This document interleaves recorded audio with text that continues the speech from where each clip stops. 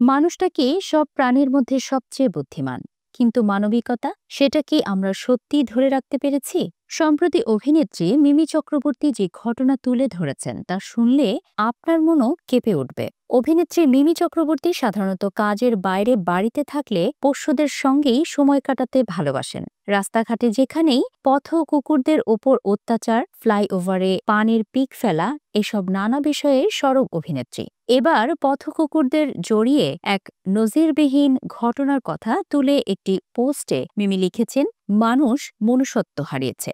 এমন মন্তব্য কেন, সে প্রসঙ্গে মিমি জানান, নবদ্বীপের একটি রেলওয়ে শ্রমিক কলোনিতে শীতের রাতে রাস্তার ধারে পড়ে থাকা এক নবজাত শিশুর যেন কোনো ক্ষতি না হয় তাই সকাল পর্যন্ত শিশুটিকে ঘিরে দাঁড়িয়ে পাহারা দিয়েছে এলাকার পথকুকুররা। আর এই ঘটনায় প্রবলভাবে নাড়া লাগা মিমি তার বক্তব্যে বলেছেন, মানুষ অনেক সময় মানবিকতা হারিয়ে ফেললেও পথকুকুররা এখনও সেই মানবিকতা ধরে রেখেছে। প্রতিদিন যেখানে কুকুরদের ওপর অত্যাচারের খবর শোনা যায় সেখানে তাদের এমন স্নেহ আর সুরক্ষাদানের ঘটনা সত্যিই হৃদয় ছুঁয়ে যাওয়ার মতো।